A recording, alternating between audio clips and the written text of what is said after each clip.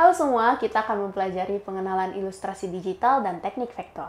Pada pembelajaran kali ini, kita akan membahas 4 hal. Yang pertama adalah studi kasus, lalu teknik dasar ilustrasi digital dan vektor, perangkat lunak untuk ilustrasi digital, dan praktik membuat ilustrasi menggunakan teknik vektor.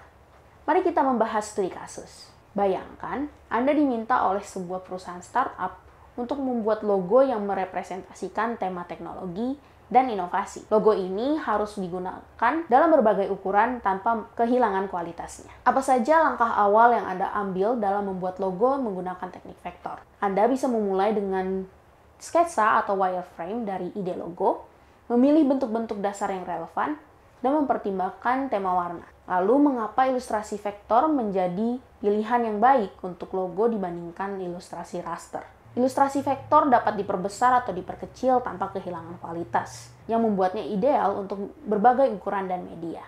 Lalu, bagaimana penggunaan pen tool dapat membantu dalam membuat bentuk yang lebih presisi?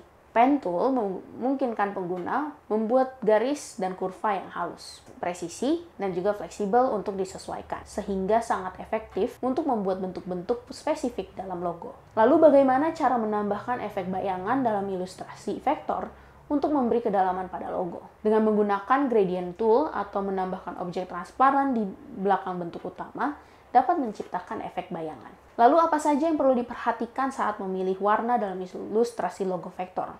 Memilih warna yang sesuai dengan identitas brand, memastikan kontras yang baik agar tetap terlihat jelas, serta menggunakan warna solid atau gradien yang tidak terlalu mencolok namun tetap menarik perhatian adalah hal-hal yang perlu kita perhatikan saat memilih warna dalam ilustrasi logo vektor.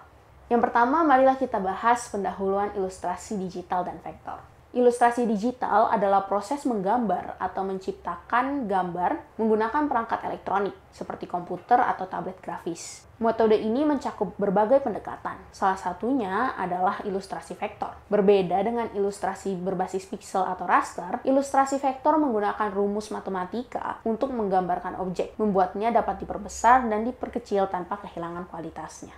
Lalu kapan vektor digunakan? Ilustrasi vektor biasanya digunakan dalam desain yang membutuhkan fleksibilitas ukuran, logo, icon, infografik, dan desain untuk cetakan besar seperti poster ataupun billboard.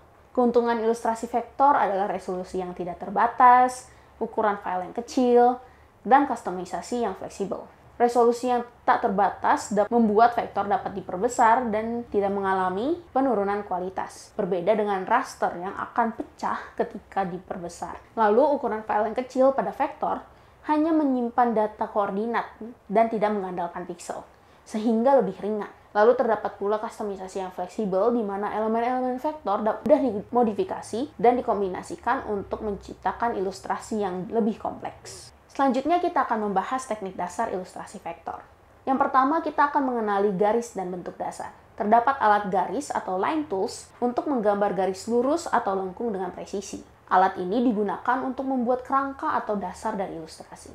Selanjutnya adalah bentuk dasar atau shape tools, di mana kita bisa menggambar bentuk-bentuk sederhana seperti persegi, lingkaran, ataupun poligon yang bisa dikombinasikan untuk membentuk ilustrasi yang lebih kompleks. Lalu kita juga bisa menggunakan pen tool, di mana pen tool adalah alat utama untuk menggambar bentuk garis ataupun bentuk yang melengkung yang lebih kompleks. Selain itu, terdapat pula anchor points dan handles, di mana kita dapat menentukan titik dan arah lengkung dari garis yang bisa kita sesuaikan untuk menciptakan berbagai bentuk. Untuk praktik dari penggunaan pen tool ini, biasakanlah untuk membuat garis lurus, lalu tambahkan titik-titik lengkung menggunakan convert anchor point untuk mengubahnya menjadi lingkungan.